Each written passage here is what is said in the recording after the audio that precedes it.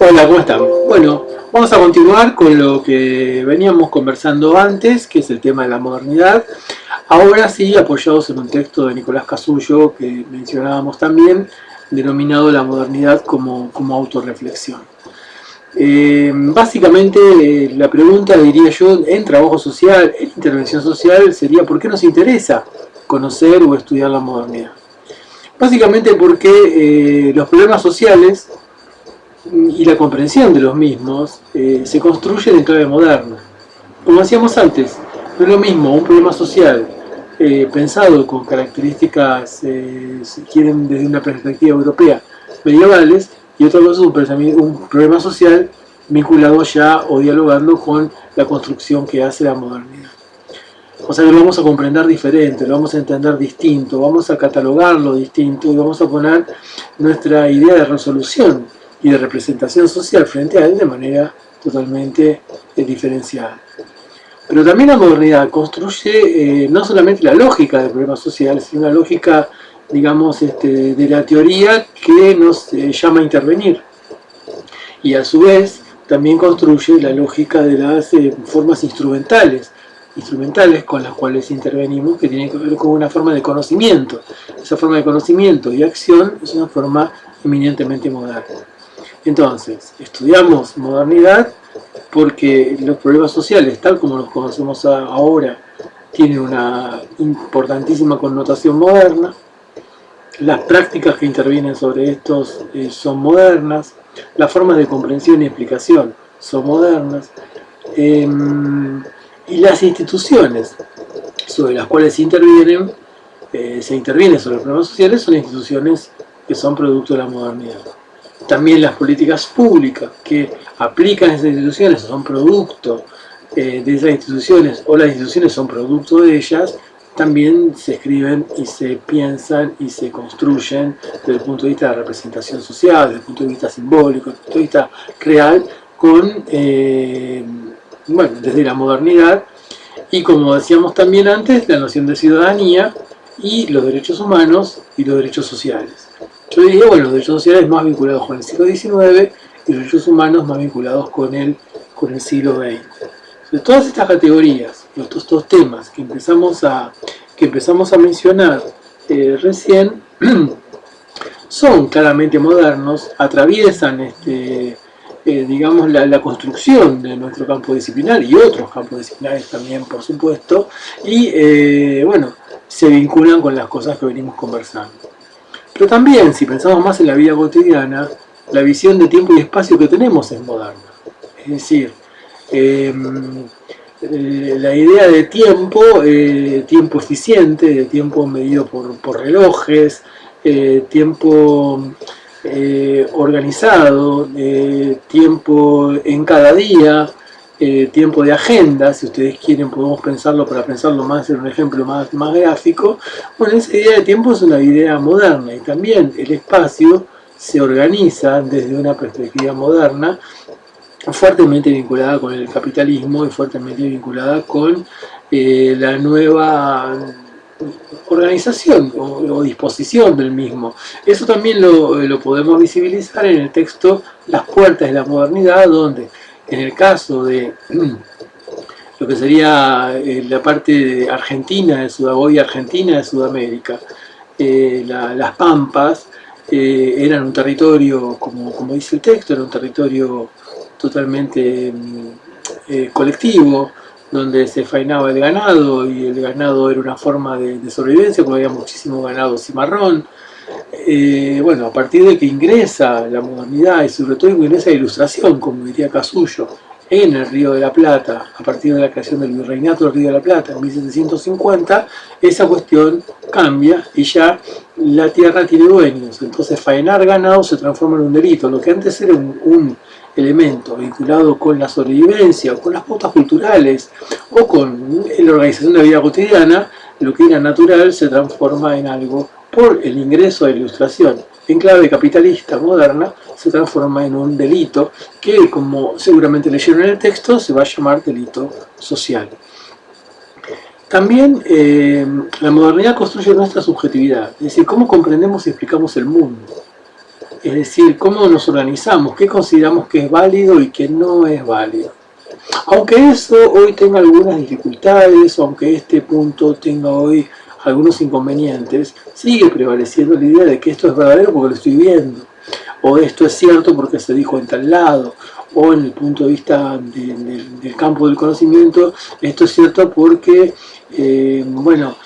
tiene cierta capacidad de ser ratificado, o tiene cierta capacidad de ser probado, o porque es pesable, medible y verificable, o porque lo entiendo a partir de categorizaciones que fui armando en un proyecto de investigación desde la percepción que las personas tienen con respecto a determinadas circunstancias. Entonces, la subjetividad que nosotros habitamos, la subjetividad que nos construye, es una subjetividad también fuertemente en diálogo y fuertemente atravesada por la modernidad. La modernidad, decíamos antes, construye la subjetividad que tenemos. También la modernidad, si la miramos de una perspectiva americana, obviamente va a tener una fuerte interacción con la conquista. Y la modernidad va a construir una nueva forma de cuestión social, de problemas sociales singularizados en América. Eso lo van a ver en un texto que trabajamos en el espacio de talleres, que se llama La cuestión social como cuestión nacional. Es decir, cómo se singulariza la conquista en tanto un elemento que construye más y nuevos problemas sociales dentro de lo que es la situación americana. Y también las dimensiones de estas que mencionábamos antes, y más allá, como dije recién, de las crisis que podemos estar habitando vinculadas con la modernidad, el mundo sigue siendo esencialmente moderno. Con respecto al origen de la modernidad, bueno, ahí tenemos algunas discrepancias con respecto a autores. Podemos encontrarnos autores que dicen que la modernidad empieza con la conquista de América, por ejemplo Enrique Dussel, un filósofo argentino realmente muy interesante, que vamos a trabajar mucho en el transcurso del año, o el propio Nicolás Casullo, que él pone más el acento en el pensamiento ilustrado. Sería como el momento más, yo diría, más optimista, ese momento más alegre de la modernidad, con más perspectiva, que ve algo, se siente como con posibilidades de transformar realmente el mundo a partir de nuevas formas de conocimiento, a partir de desprenderse de lo que en ese momento se llamaba el oscurantismo medieval. Por eso la idea de iluminismo, ilustración, implica iluminación. ¿Iluminación de qué? Iluminación de aquello que estaba oculto por el pensamiento religioso, por las supersticiones o por lo mágico. La modernidad, en el 1700, la modernidad del pensamiento ilustrado va a ser una modernidad que va a ser develadora, o sea, va a develar, va a poner luz, va a poder darnos la posibilidad de entender el mundo desde otro lugar que no sea el relato bíblico, que era el que era, digamos, fundante, clave y durísimo hasta ese periodo que empieza a caer en ese aspecto.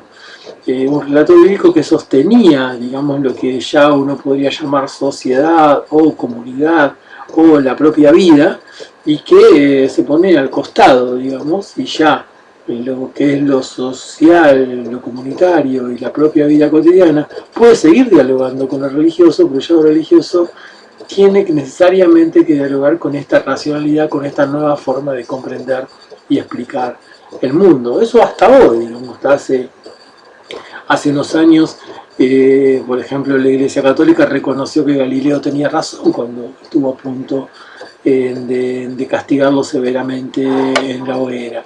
Entonces, las cosas van cambiando y el pensamiento moderno sigue estando presente en esas cuestiones. Entonces, si vamos a esto, nos interesa la relación modernidad-cuestión americana, eso lo vamos a ver, lo vamos a estudiar, pero también nos interesa estudiar las dimensiones de la modernidad en términos de lo económico, es decir, cómo se construye a partir de la modernidad una nueva forma de explotación, no solamente de las personas, sino también de los recursos naturales.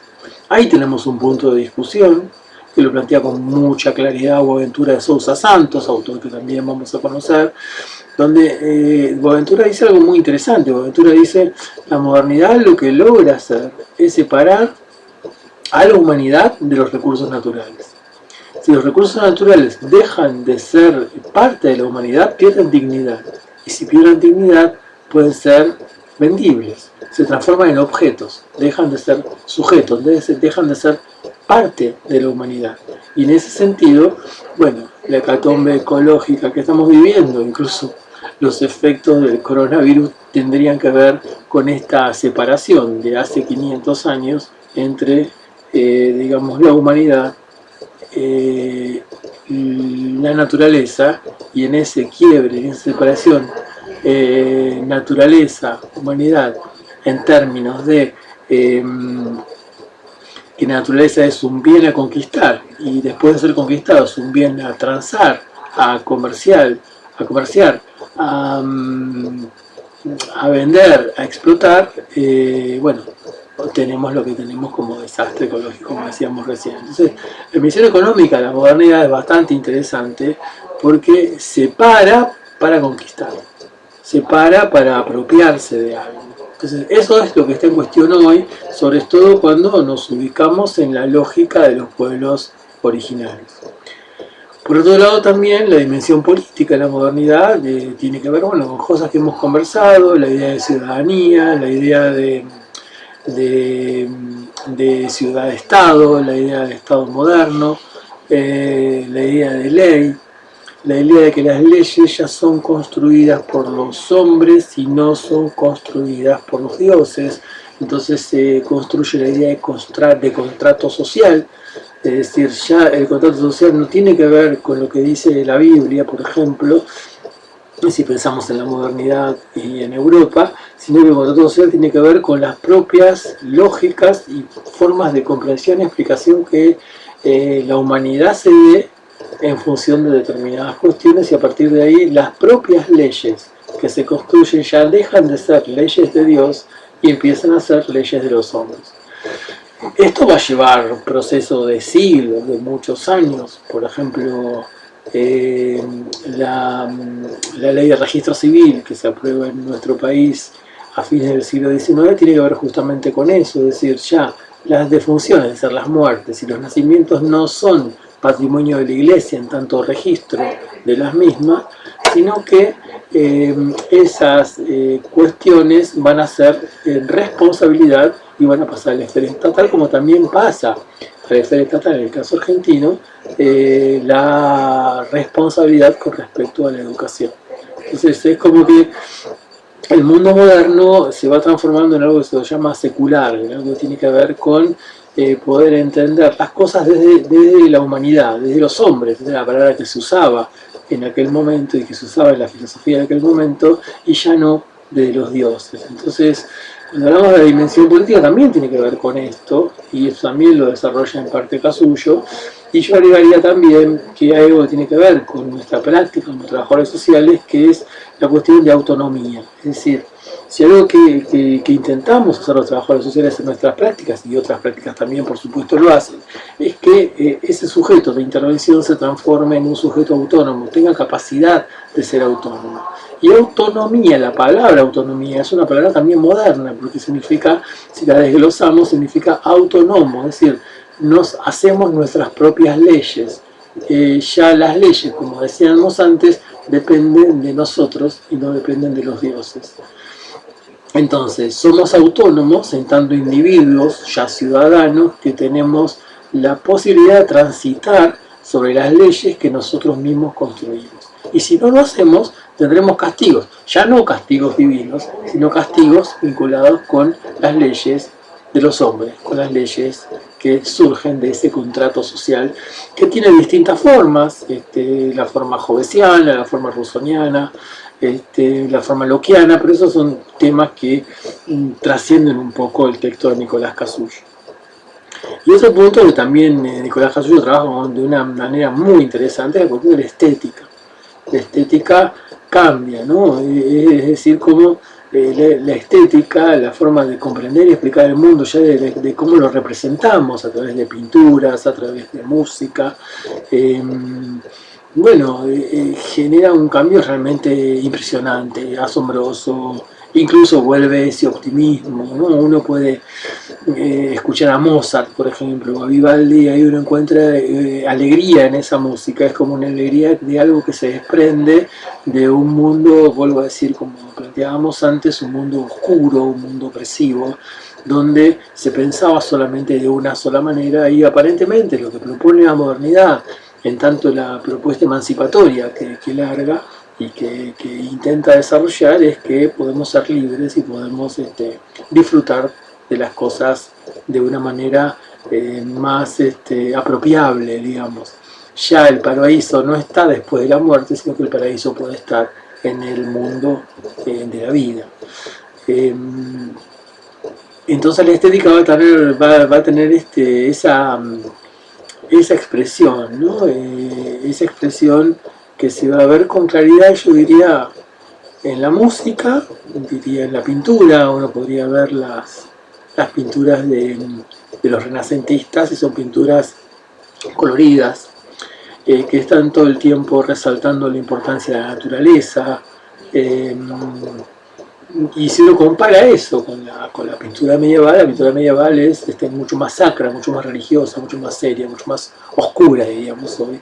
En ese sentido, creo que la estética es una vía de entrada muy interesante como para pensar la modernidad, y esta idea de autoconciencia y autorreflexión, es decir, lo político, lo económico, lo filosófico, lo estético, construyen una forma de autorreflexión que tiene que ver con la modernidad.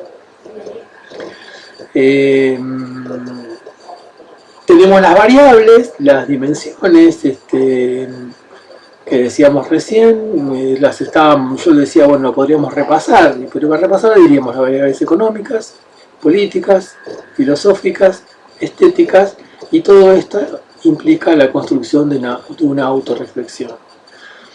Entonces, a partir de ese concepto, la modernidad como autorreflexión, que es el título del texto, digamos, se podría decir que entre el siglo XVII y el siglo XVIII, como particular condición de la historia, se pensará el mundo, se lo hará consciente de una forma distinta. Esa es la autorreflexión. Irrumpe una forma diferente de conocer el mundo. El mundo ya no es una creación de Dios. El mundo es una creación de leyes de la naturaleza y de la física que en algún momento aprenderemos, en algún momento podremos discernir. Ya la Tierra deja de ser el centro del universo, entonces eso también hace que se produzca un proceso de autorreflexión. Ya el Sol es el centro del sistema solar, reconocemos al Sol como centro del sistema solar, eso continúa, digamos, hasta hoy. Entonces se sale de la teoría geocéntrica, la teoría heliocéntrica. Eso implica también que la humanidad deja de tener el don divino de ser el centro del universo y es algo más, un pequeño punto de una enorme e infinita cantidad de galaxias. Entonces eso también construye una forma de comprensión del mundo. Y las representaciones que nos hacemos de cómo entendemos la naturaleza, con estas dificultades que veríamos antes, ¿no? La naturaleza empieza a ser algo apropiable, algo a conocer, algo a desarmar para conocerla. Empiezan las disecciones de cuerpos para conocer la anatomía, pero también de las plantas, de los animales, etc. Sí, pero quien conoce conquista también, y eso es lo que fortalece a la modernidad y lo que también hoy, si vamos al presente, le genera algunos puntos de contradicción que están sobre el final del artículo, ¿no? Diría que la modernidad como autorreflexión tiene que ver con las representaciones que nos hacemos del mismo, o sea, del mundo, de lo real, de la naturaleza, del sujeto, es decir, de nosotros mismos, y de los modos que conocemos ese mundo.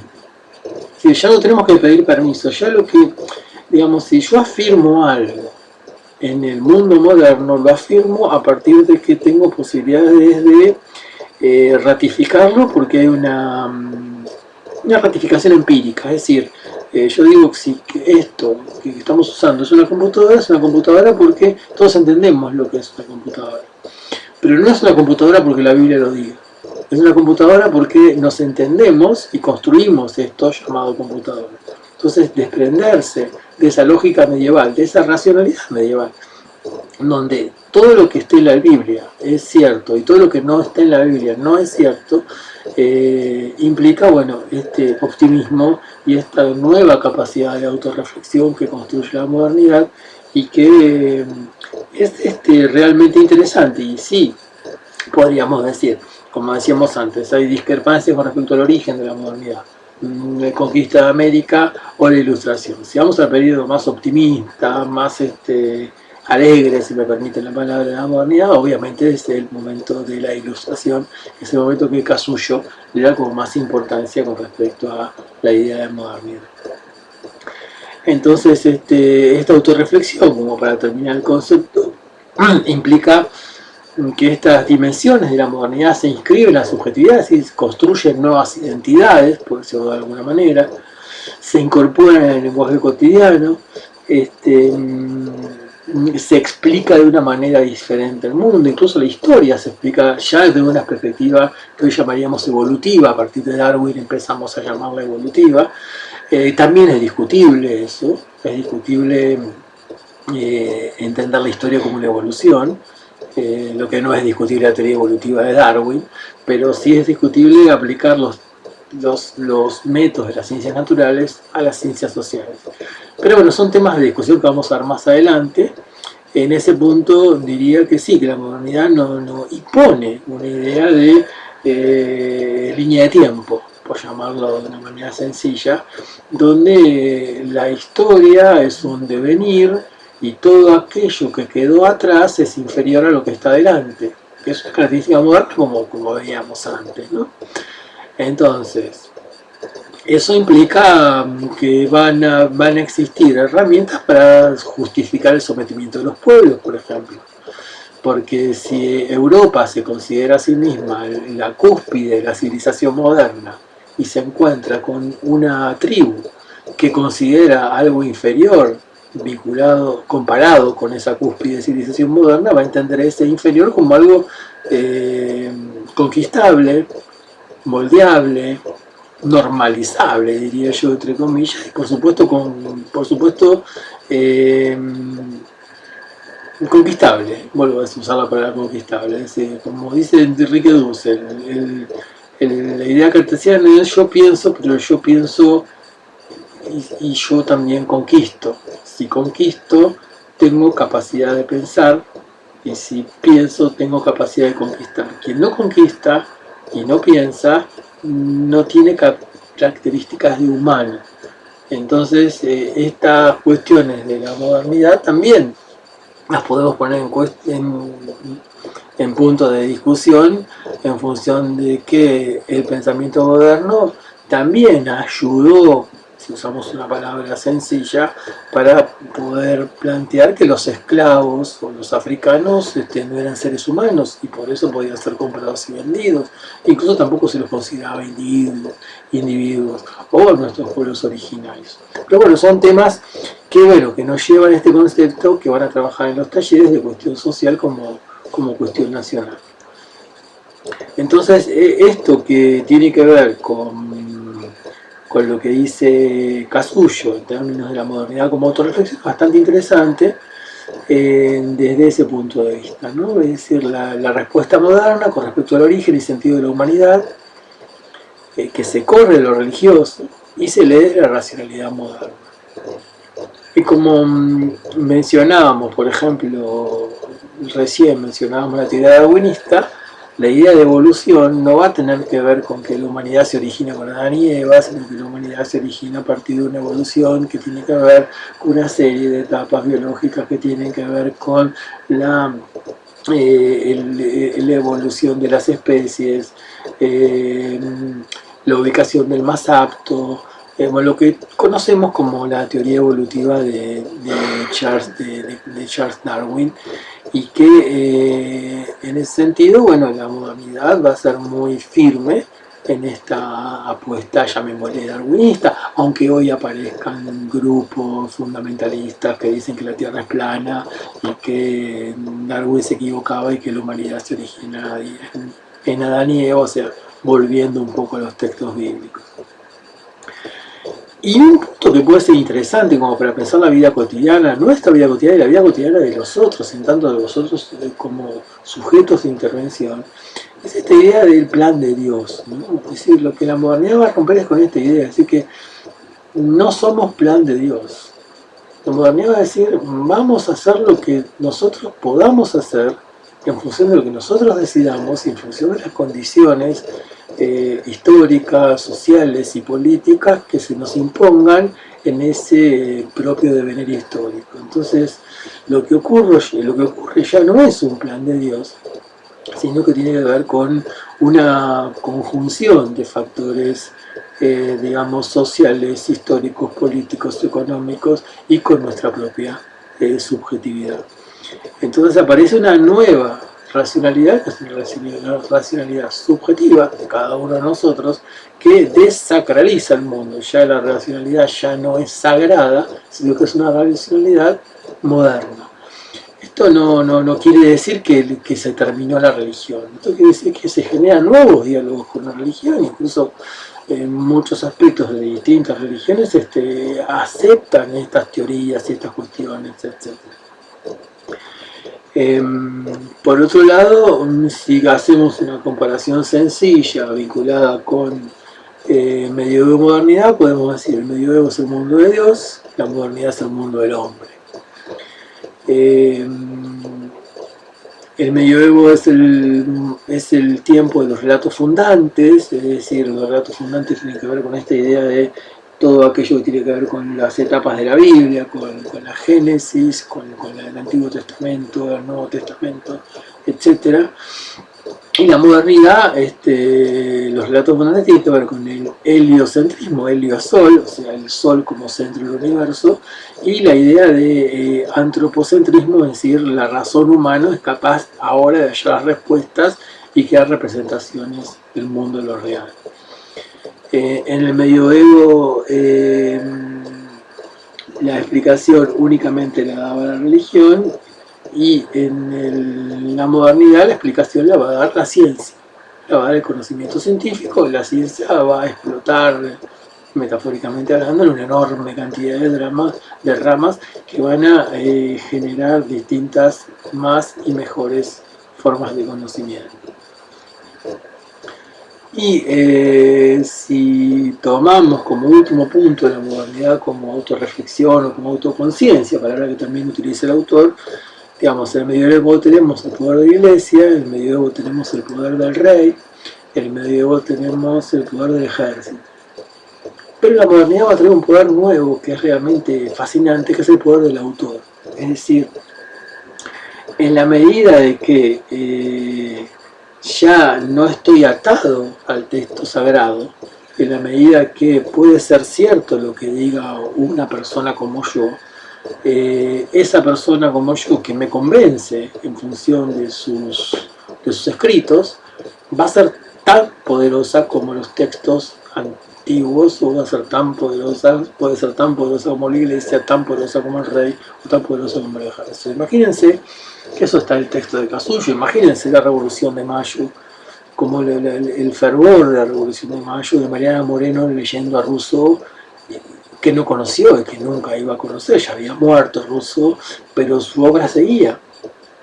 Y tomando de Rousseau el fervor revolucionario que lo hace llevar adelante esa revolución emancipatoria que es, digamos, yo diría, la primera de América, si sacamos la revolución haitiana, en el sentido, pero sí la primera en el sentido de su fundamentación. Y su fundamentación tiene que ver con un diálogo con Rousseau, no con una copia de Rousseau, que sería para otro momento discutir eso, pero sí habla del poder de un autor. Un autor puede hacer una revolución, pensemos en Carlos Marx, pensemos en el Che Guevara, pensemos en lo que puede generar, digamos, una figura desacralizada, o sea, que no forma parte de la vieja tradición, si nos volvemos al pensamiento medieval, que puede generar grandes revoluciones y transformaciones. Es decir, incluso, si quieren como una nota como para tener en cuenta esto, en la Edad Media los textos no se firmaban.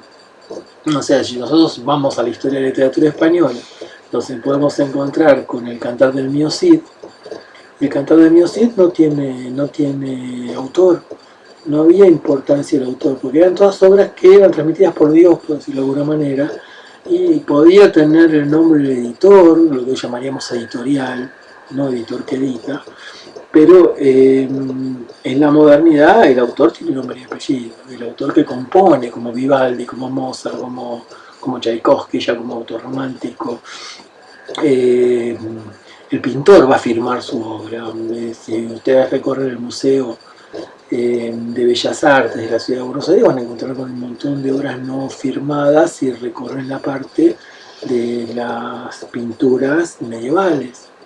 Es interesante hacer esa recorrida y ver cómo desde la plástica uno puede leer una historia de la humanidad, incluso hasta el presente, porque el Museo de Bellas Artes llega hasta el presente en su organización. Uno puede entender esto que estamos hablando solamente caminando una tarde por un museo.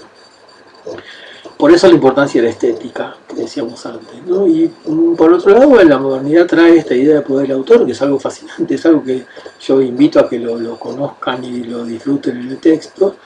Y también la modernidad también va a tener también contradicciones. Y si hay una contradicción de la ilustración, justamente, que mencionábamos recién, esa contradicción es el romanticismo. El romanticismo también es un movimiento moderno que va a plantear una forma diferente, distinta de entender el mundo, que se va a expresar en la literatura, se va a expresar en la música, se va a expresar en la política, y que va y viene todo el tiempo en la historia a partir de 1800, que es cuando aparece. Por ejemplo, en Casullo hablar de Che Guevara como un personaje romántico, alguien que da la vida por un ideal, es algo romántico. Es decir, dar la vida por un ideal no es lo mismo que dar la vida por una religión, como si fuese un mártir que aparece en una crónica medieval. Dar la vida por Dios o dar la vida por una revolución. Ese es el cambio que nos propone la modernidad, o que plantea la modernidad, o que construye la modernidad. Y ese es el cambio y la condición que tenemos en la época actual. Después tendríamos ya la idea de Jürgen Habermas, que es el autor que yo creo que es el que mejor define la modernidad, y lo define como un proyecto incompleto. Lo define también como una especie de transición entre el pasado y el presente, cosas que ya hemos conversado y creo que ya podemos entender. Y otro punto, como para ir terminando, ya vamos en 32 minutos, está siendo demasiado largo esto, diría que es el concepto de crítica. La crítica es una característica de la modernidad también, ¿no? O sea, el inicio de la crítica tiene que ver con criticar las concepciones medievales. Pero en la medida que la crítica se va desarrollando, la crítica es la crítica de la crítica. Y eso es la universidad. Nosotros, cualquier cosa que afirmemos en la universidad, nunca va a ser una verdad absoluta. Siempre debe ser criticado. Y puede ser criticado. Y es lícito que sea criticado. Eso es lo que motoriza también la modernidad, y es algo alguna de las cosas que tal vez en lo personal me interesan y me fascinan de la modernidad, a pesar de que uno vea esto como una construcción europea, pero que también se resignifica en América Latina. Pero en el sentido de la cuestión de la crítica, no implica la crítica no significa criticar. Me parece que es una visión muy no sé, de vida cotidiana. Lo podemos hablar con unos amigos en el café, cuando hacemos una crítica a un partido de fútbol, a un partido político, a determinadas circunstancias. Pero cuando hablamos de crítica, estamos hablando de que algo muy, muy interesante, que nada que estemos afirmando desde el punto de vista de las ciencias, en este caso de las ciencias sociales, en este caso de la ciencia social, es absoluta y totalmente valedero. Si hay algo que lo confronte y demuestre que lo que estoy diciendo no es así, ese algo discute con esto y ocupa el lugar de verdad, por llamarlo de alguna manera. Entonces esto genera una gran dinámica en el pensamiento, y eso también hace que haya tanta persecución al conocimiento. porque la crítica, en el sentido de salirme de lo dogmático, siempre, desde distintas perspectivas, va a ser fuertemente perseguido. Entonces, el tema de la crítica, yo diría, como lo dice Casullo, la crítica es fundadora del pensamiento moderno. Digamos que en ese sentido podemos hablar como último punto la subjetividad en la modernidad, que son los problemas que tenemos ahora, es decir, cómo se construyen subjetividades modernas, cómo se construye subjetividad a partir de los medios de comunicación, cómo se construye subjetividad en una sociedad que lleva cada vez más al anonimato, a la falta de relaciones interpersonales, pero eso también es modernidad la ruptura del lazo social, también es modernidad la construcción de una subjetividad disconforme, pesimista, desarraigada, violenta o no violenta, es decir, que convive una cosa con la otra en sociedades, yo diría fragmentadas, y agregaría, como hablábamos en el video anterior, fuertemente fragmentadas por el neoliberalismo. Bueno, disculpen lo prolongado de este corto, que más que corto tiene 36 minutos, es casi un medio. Con esto tenemos nuestro segundo video, sería el tercero de la saga desde que empezamos, y bueno, la idea era conversar modernidad en esta segunda parte desde la perspectiva de Casullo. Bueno, muchas gracias, nos estamos viendo en las redes, nos estamos viendo con toda la organización que tenemos de la cátedra, que se la vamos a ir comentando, y bueno, estamos a la orden, y bueno, muchas gracias por estar ahí. Un abrazo.